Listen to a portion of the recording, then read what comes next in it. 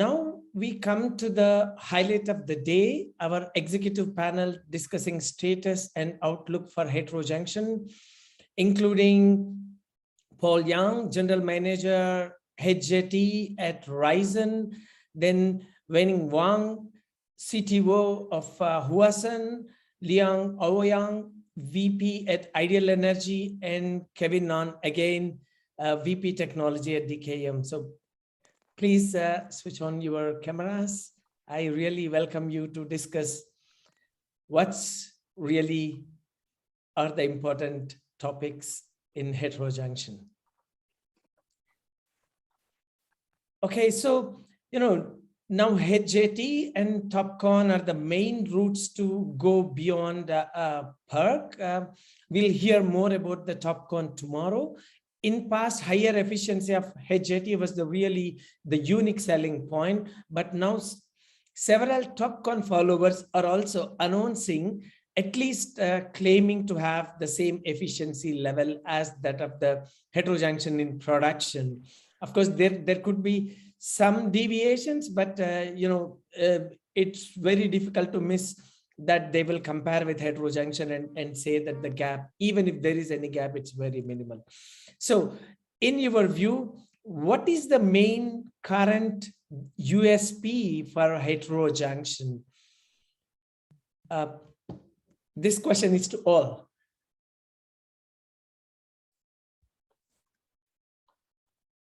I think this might be more on the cell maker side. Sorry, what did you say? This might be more on the cell maker side. Yeah, so manufacturing side. So Professor Wang, would you like to comment on this?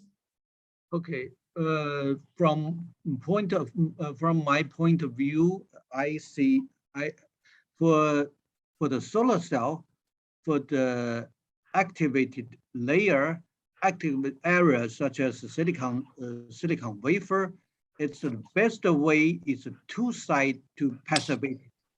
They need a two-side to passivate it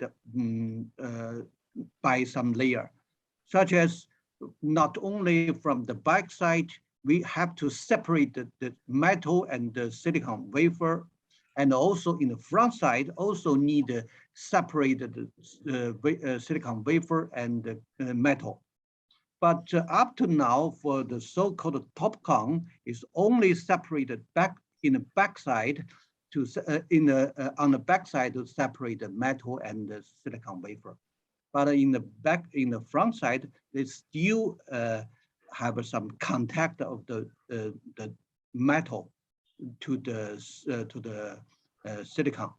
So for the GNS metal in front side, GNS metal in front side is also still quite high. Even in the back side, it's quite good for passivation, but in the front side, it's still the GNS metal is still high.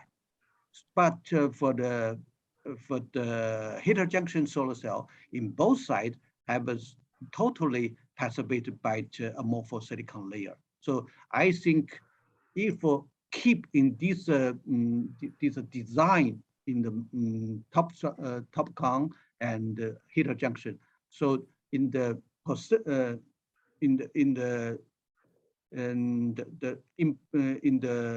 efficiency, in the final efficiency for the heterojunction is higher than in the TopCon. But actually, for the TopCon, it also can passivate in the two sides, just like a polo. So not only in the backside to make a polysilicon, but in the front side also passivated by the silicon oxide and the polysilicon.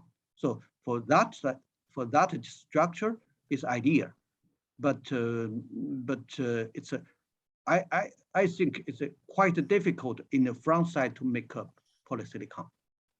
So from this point of view, I think the heterojunction is a better technology compared with the right now TopCon. Okay. I have one point I want to add. Sure. Yes, Professor Wang gave us a detailed difference on the process. I want to give that a metallization for TOPCon. First, that is boron emitter. It's very hard to contact or to get to reduce the general metal with the AgL paste. If we go to even larger wafer size, the uniformity of the boron emitter is not easy to control. But for HJT cells, it's more friendly to the large wafers and the thinner wafers. For the N-type wafers, the resistivity of N-type wafers, the distribution is the range is much larger than P-type wafers. For this point of view, it's not easy for AgL paste to contact boron emitter. This is a big challenge, but for HJT, it's more friendly. Yeah, but heterojunction also comes with its own challenge of low temperature cured paste, and you have also, it's not as the high temperature friendly paste, right? So don't you think the challenges are somewhat balancing? I think it's still different for metallization part for TOPCon and HJT. It's different for low temperature paste. Still, it's much moderate temperature. It's okay to use the and I think maybe not such high quality N-type wafers. Okay. But has Paul from Ryzen has joined? Because I don't see him. Yes, I'm here. Hi. So as a manufacturer, so what is your opinion? Yeah, from my point of view about the USP for heterojunction, I think there are 2 points. The first point is about a high energy yield. From our demo site data, we can see that bifacial heterojunction module has outperforms 7.5% compared to bifacial per module. That means the energy yield is higher. So if you calculate this benefit into LCOE, you can find that heterojunction can reach almost the same LCOE at this moment. So that is why heterojunction module can be a little bit has a little bit higher price compared to conventional per module. Another point is actually we also found that 7.5% is the data we got early this year, but right now we found the energy yield even higher than 7.5, or maybe sometimes reach 9% or 10%. And we think because we also found some certification organization, we got the new heterojunction certification from third party, and they decreased the power we got it compared to before. So, but no matter what, we using the new module output data to label our module, and we use this module in our real testing site. We found the energy yield is higher, so that means we can bring to our customer even higher profit compared to we are using the module output label compared to before. So that is the first point. The second point is about the carbon footprint. As you know, everybody's talking about carbon emission in all of the world. We think like heterojunction with only 4 steps cell process, and also low temperature process. So the total carbon footprint during producing the cell to the module, it can be even lower compared to the PERC or TOPCon module process. So I think these 2 points is the USP for heterojunction right now.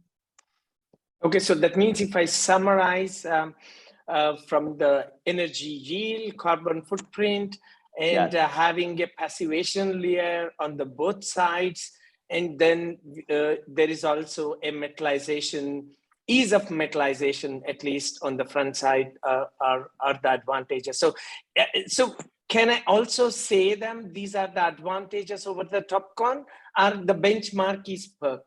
Because as far as the metallization, I think Kevin already said, but what is the benchmark for your calculation? PERC. Oh, okay, PERC. So do you have any idea with the TOPCon? I think TOPCon,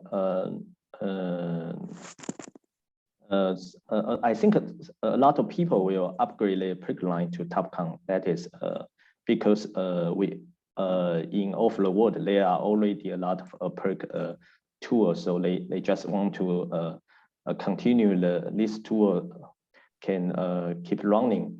So you just increase 2 or 3 equipment, so you can keep running using this old PERC process. Yeah, that is my opinion. Yeah. Okay.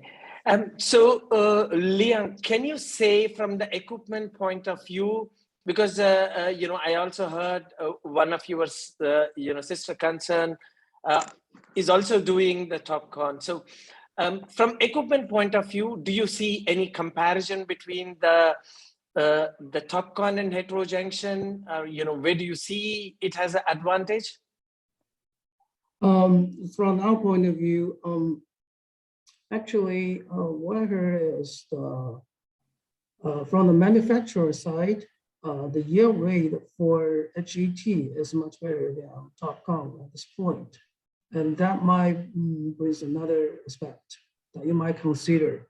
And also with the efficiency going up for HJT, I mean production efficiency. I remember last year, there's some guys asking me when is HJT gonna hit like 24% efficiency. Now we are at 24 point. Well, I don't know, for each manufacturer, it's different, but we are well about 24 now. And with the new, I would say again, with the new micro crystal coming in, we see maybe it will go to 25.5. That's what we expect. If it get high in production line, then I think we have a winner here. Ah, okay. Actually, you partly also answered my next question. So what is the current average production efficiency of Heterojunction? So, and then what is the near-term potential, and where do you see the limit? Since you are an equipment maker, you can also say, if you don't want to reveal your customer data, you can also put a range. What's current, what is the near-term potential, and what is the ultimate limit for Heterojunction? Okay, I want to answer this question. Please. Up to now, for the mass production, the average efficiency in the production line is around, I think, 24.4 to 24.5%, something around that. But just in this amorphous silicon heterojunction solar cell, I think the efficiency maybe can keep increase almost near the 25%, because we have no backside polish, and we have no the gathering of the wafer, so the quality of the wafer increase, the backside polish can further increase the efficiency. So I think maybe can increase the efficiency of up to the 24.7, something around that. And for the next year, if we introduce the microcrystalline layer in the backside, in the front side and the backside, maybe next 1 or 2 years, I think efficiency can increase for mass production, can increase around 25 to 25.5%. And where do you see the limit for heterojunction? You know, it's not the theoretical limit, but the practical limit. Like, you know, PERC stopped at some point. So where do you think heterojunction will stop? I don't know. Just can see, because already in the last few years, I always see the limit, the ceiling of a PERC is 22%, it's 22.5%, but the efficiency of PERC can keep increase. So sometime before I want to see the ceiling or limit, but right now I'm afraid I cannot to see the limit of one type of solar cell, even PERC. Okay. So, but anyone has anything to add on what just Professor Wang said? So 24.7 for amorphous silicon based, and then a gem to microcrystalline, the upper cap is 25.5. Is the midterm? I think that's reasonable. Okay. And then what do you think should be the efficiency delta over PERC or TOPCon to make it more attractive for cell maker, module maker, or the final installer to fit into the cost calculations? The efficiency difference between PERC and TOPCon versus heterojunction. I cannot. I cannot. Okay. Anyone else who can comment on it? Okay. I have something to talk. Okay. Yeah, actually, I think even efficiency delta 1% or 1.5% in the cell level is good enough. I think the most important for heterojunction to go from mass production or gigawatt, 10 gigawatt level is the cost is the most important thing.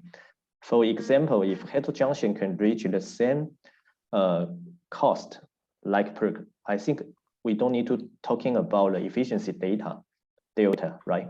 So okay. I think so. From my point of view, is we need to try our best to cost down the heterojunction module cost, like wafer cost, TCO cost, silver pass cost. That is the most important thing. Okay. Yeah.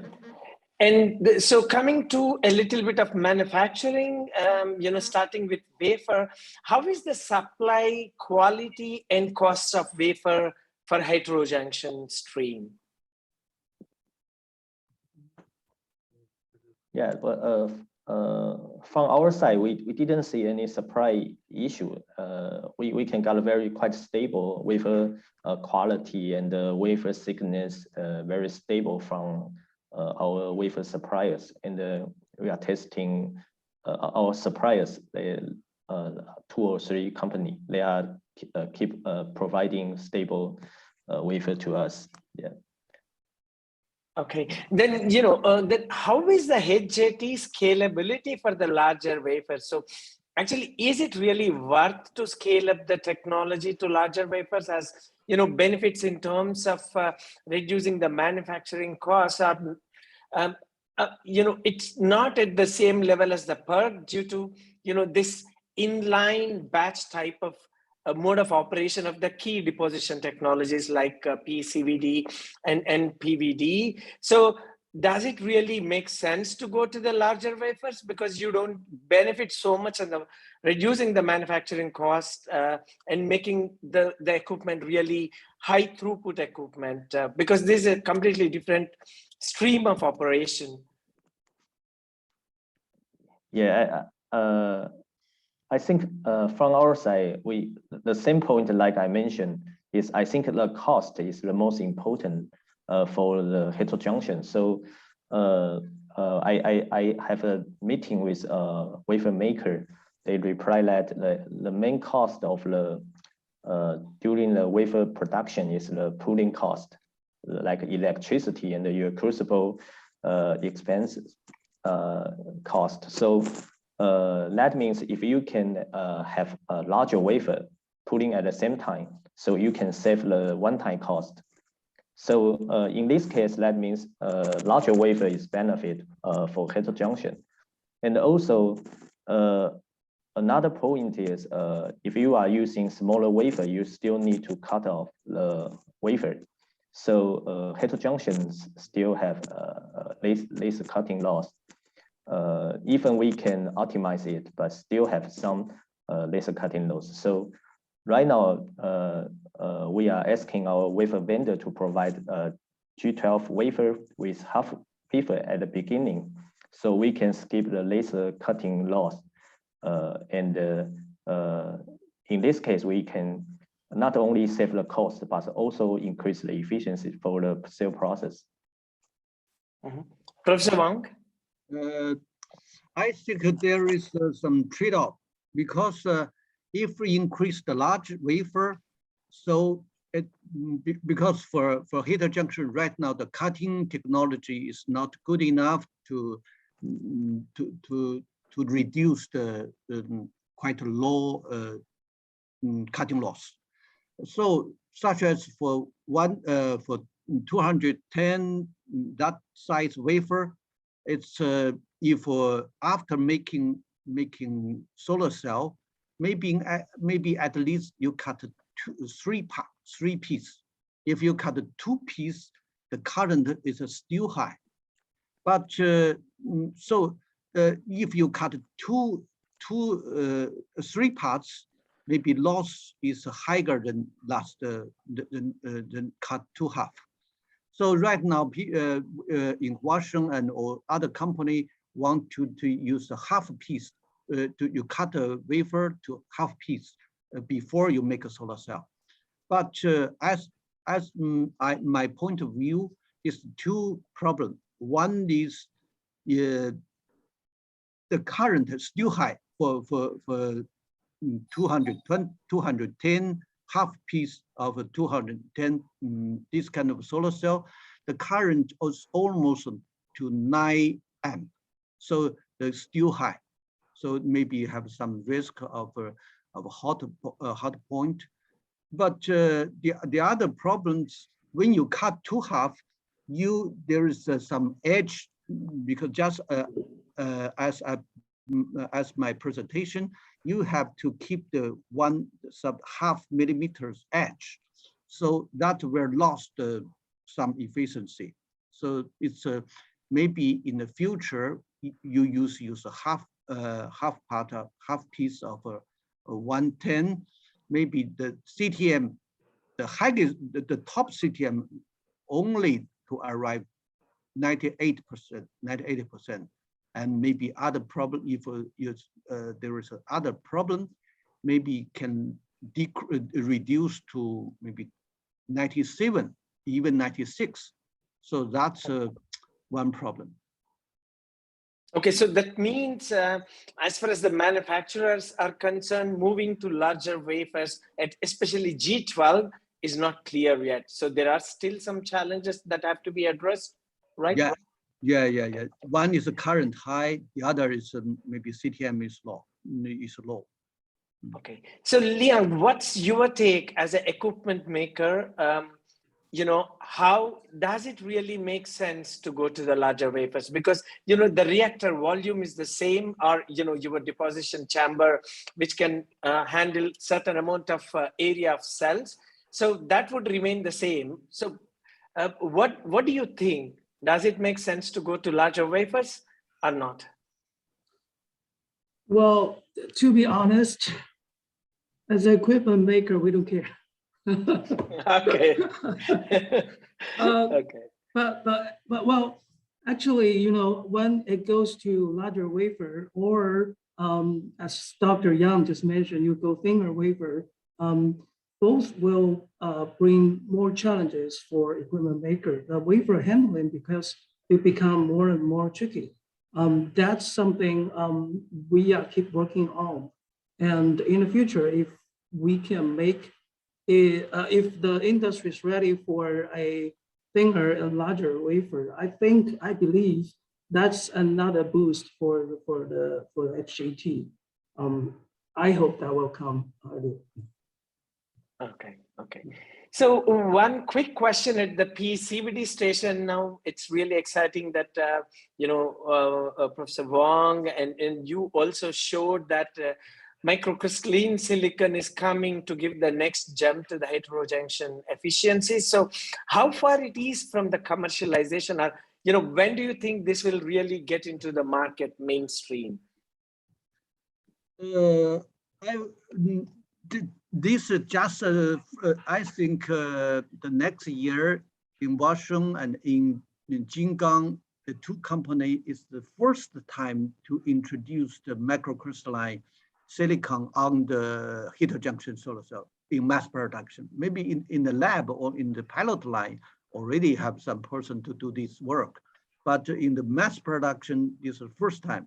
So I think it can solve some difficult, but I'm not sure it can so smoothly to go into the mass production. So maybe we have to see the next year. So, but we can confident to increase the efficiency, maybe to 25% average, but maybe some uniformity or some other problem or yield or or some uptime, maybe we have to meet the challenge. Okay, so do you think another 1.5 years will be through with this technology? Yeah, I think so. Okay, what do you say, Liang? From my side, what I see here is our customer has been using our tool, and they told us very clearly they go down this direction of microcrystalline. They get high efficiency. Now, two aspects. From our side, we think equipment is ready because what they're using is what we are selling now. But on the other side, we cannot carry out that high efficiency. We don't get that high efficiency in our lab. So that means we don't have the process condition. We're still catching up on our process condition. So our recipe developer might need more work to get along that way. So for the customers who buy our equipment, I would say we have our equipment that proved to be ready, but you still need to work on it by yourself. So okay. Yeah. Okay. All right. So then I have really a lot of topics to cover, but the inputs are so amazing. So I think I'm losing my time. So quickly a glance at the metallization. So Kevin, you really touched nearly every topic of the metallization segment. And of course, silver coated copper is looking very interesting. How far are we from the commercial product? Actually, for silver copper paste, I think at least 1 or 2 Chinese cell makers are trying in their lab or in their pilot lines. It looks they're doing some basic electrical performance checking, and also they're running some module reliability testing. I think we are looking forward to their result. If the result is positive, I think that it will give us the confidence how far can silver copper paste give with the industry. But to me, I think I think it will not earlier than 2023, because for current standard IEC reliability criteria, that's not enough. As I mentioned in my presentation, we may need to modify the testing procedures or the DOE to identify the real risk. And give the industry, especially for the to the downstream, their confidence. This is really important. We need to pay attention on reliability when we introduce new materials that we all know have some risk. We need to make sure that we need to be responsible for the future of HJT technology. So I think it will not earlier than 2023. So what does the initial test results say? What is the efficiency delta between silver and copper? Actually, it's tricky because if you give a very fair condition compared to silver paste, maybe still get 0.2 efficiency loss. But if you give the optimized condition, the gap will be minimized. So efficiency itself is not a big problem. So reliability matters. Yeah. And how it is looking on the reliability side? Is it promising? I think for the standard testing like TC200, I think it will be good. But what we want to see is 3 times or 6 times so IEC standard. And as I mentioned, right now we talk about the large wafers. For large wafers and large modules, the system current become higher and higher. But for silver copper paste, my proposal is why not we try high current testing to identify the risk. If it passed, that will be give a strong confidence to the whole industry. That will be good. Absolutely, yeah.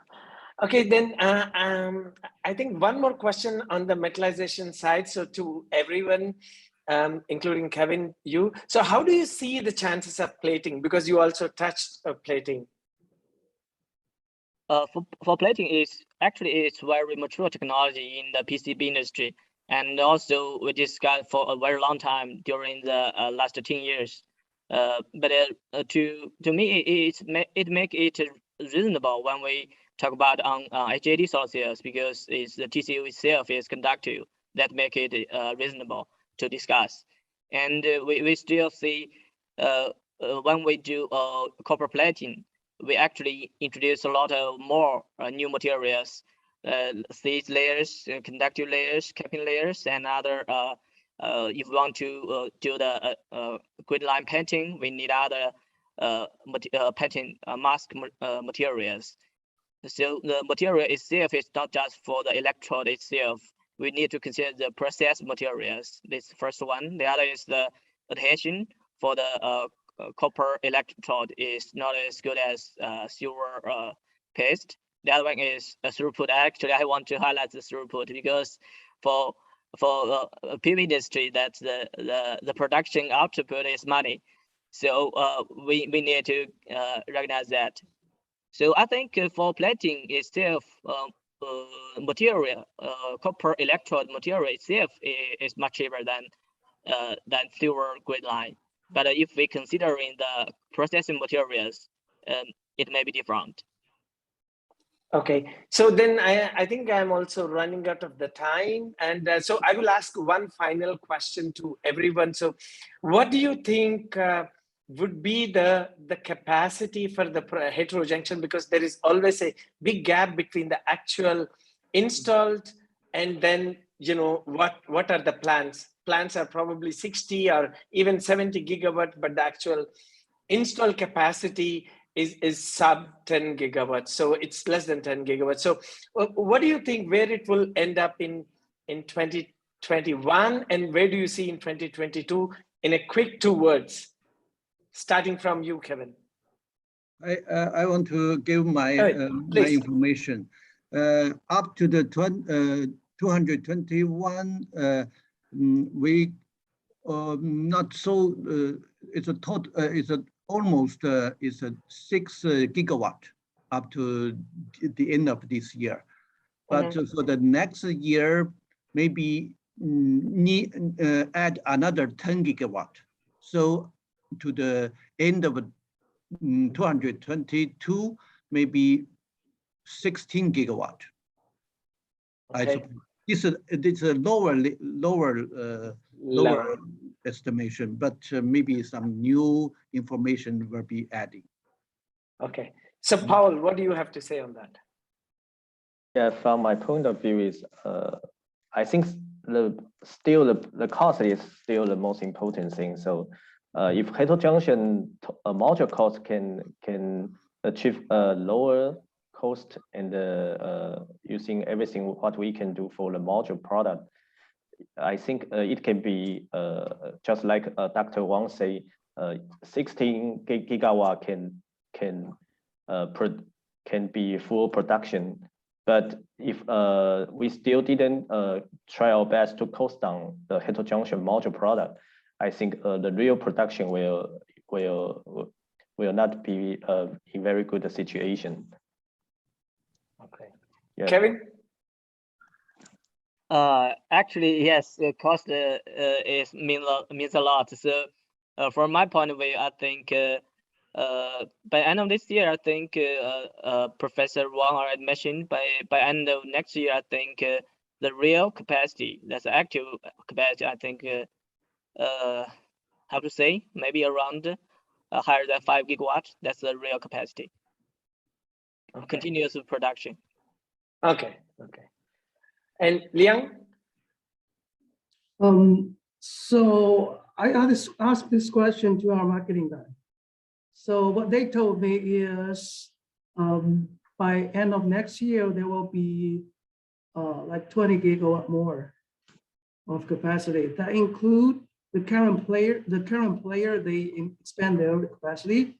There's some new player coming in. Also, we noticed that there were some fresh new player, which means they were not even in the solar cell industry, and they want to get into this industry because they're new players. They don't have PERC, they don't have other equipment whatsoever. So they start over from new technology, which is HJT. So we see that coming next year. So our estimation would be like 20 gigawatt more by end of next year. Okay. I think that's a very positive remarks. Thank you very much for your very valuable insights on the heterojunction technology. Thanks a lot. And I would like to close today's session. Oh, thank you. Bye-bye. All right, thank you. Bye-bye. Bye. Thank you. Bye-bye. Min?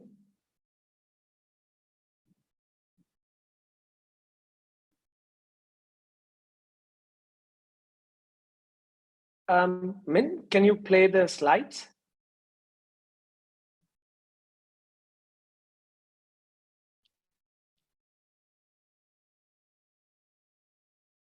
Anyway, so tomorrow is our final day. We will focus on top technology.